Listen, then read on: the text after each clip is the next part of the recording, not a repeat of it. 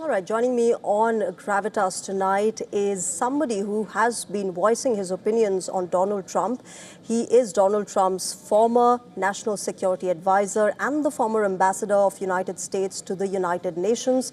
Mr. John Bolton is joining us on Gravitas. Mr. Bolton, good evening. Welcome to WION. I want to start by asking you, this is the 12th day of this entire West Asia conflict of Israeli strikes and American strikes against Iran.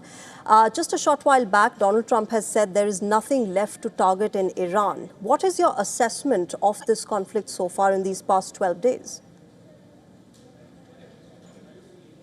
Right. Well, I support regime change in Iran because I don't think there's any other way to resolve the nuclear threat that the regime poses or the terrorism threat that the regime poses. As of right now, it's very hard to know what Donald Trump's objective is. He has said, in many respects, regime change is the goal, but that is contradicted by other statements he's made since the attacks begun and other statements made by his senior advisors. Yesterday, the White House press secretary said the war will be over when President Trump announces that his objectives have been achieved. Well, that's great. That could mean today. That could mean a year from now. We just don't know.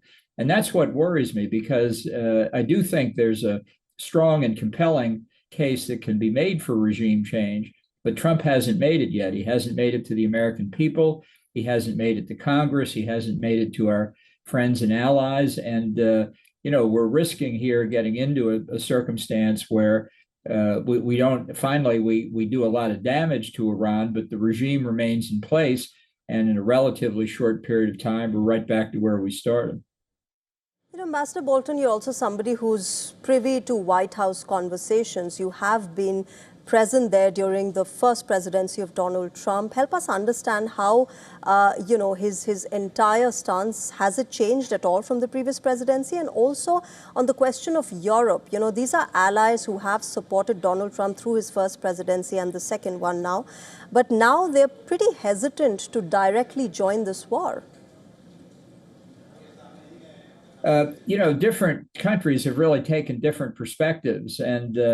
But I do think that the fact that Trump didn't keep the allies informed and really didn't make the case for regime change to them either, in both the case of the Congress and the American public and foreign governments, there was no need immediately to detail what the war plans were, what the timing was. It's a question of getting them on board politically with the objectives. And I think a lot of people in Europe found out about it at whatever their time was, but 2:30 in the morning American time on Saturday a week ago when Trump announced it.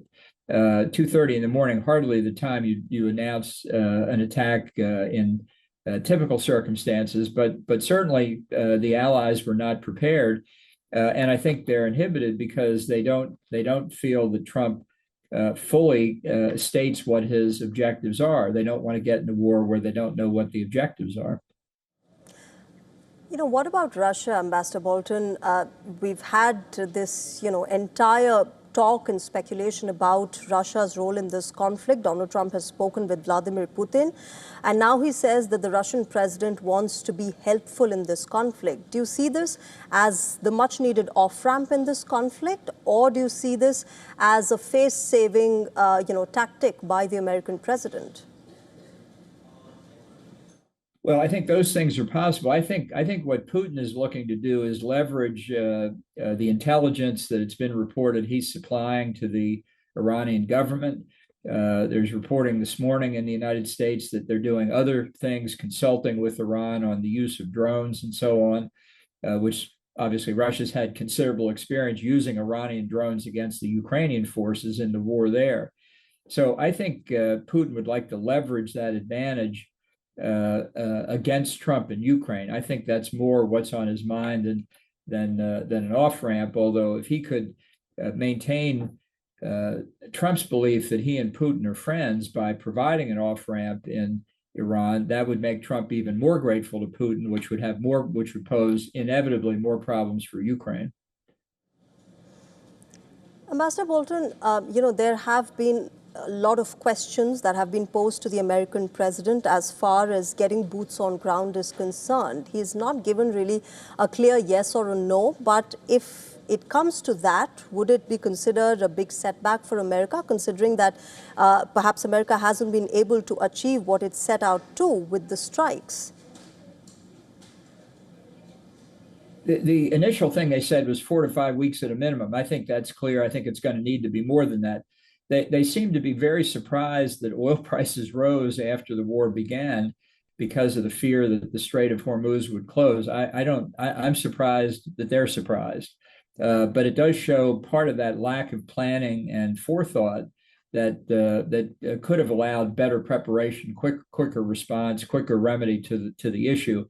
I don't think Trump really wants to put boots on the ground. That's another thing he said he wasn't going to do.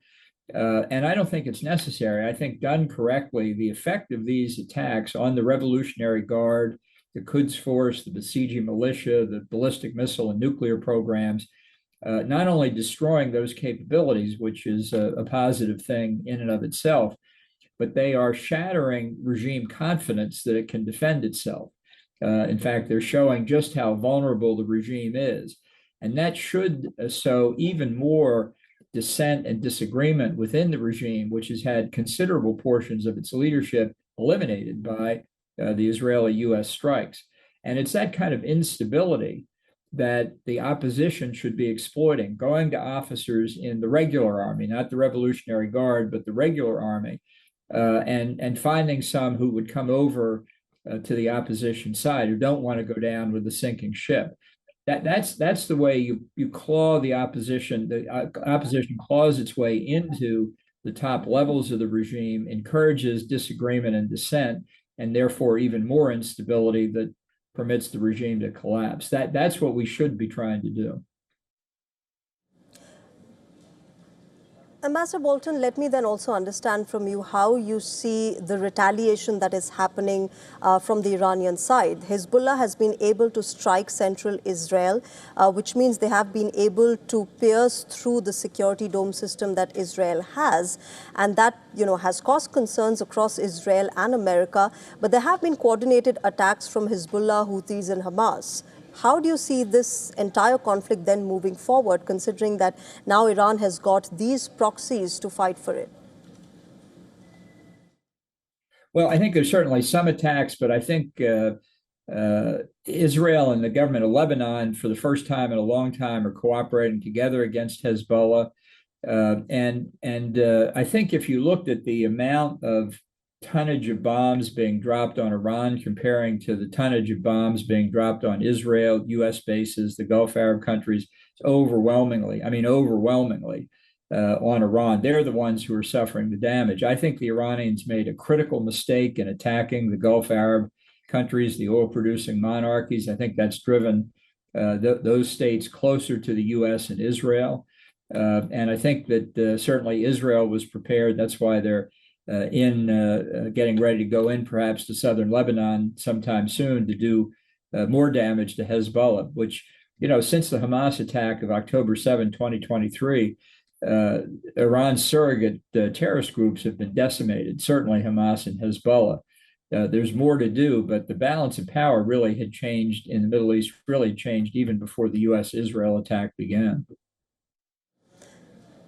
Let me also then understand from you, the upcoming midterms. There are obviously concerns for the Republicans and Donald Trump that the November elections are here and they haven't been able to, woo their voters as far as not going into a war is concerned. Now, MAGA supporters have also been voicing their opinions that they're unhappy with this kind of a move. And therefore, do you think in the next few weeks and months leading up to the midterms, Donald Trump and his colleagues in the cabinet would be able to control and stabilize the situation and make sure the voters do go ahead with Republicans in November?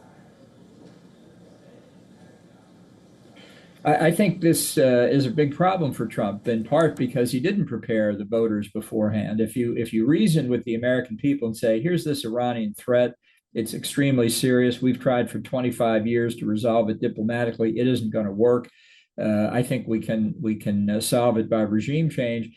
you would start out with a bigger base of support. The polls indicate that the support for this war is the lowest for any American military action since World War II. So that's not a good place to start because typically support only goes down over time. And this, again, appears to be something Trump just simply did not think through in advance carefully enough how he would handle the domestic politics. And he's not going to be on the ballot this November. Republican members of the House and Senate are, and in many state elections, they are, I can tell you already, very nervous. They were nervous before the attack started. As gasoline prices rise, they're getting more nervous. All right, I'll leave it there. Ambassador John Bolton, thank you very much for sparing the time and joining us on WION and helping our viewers understand the present situation.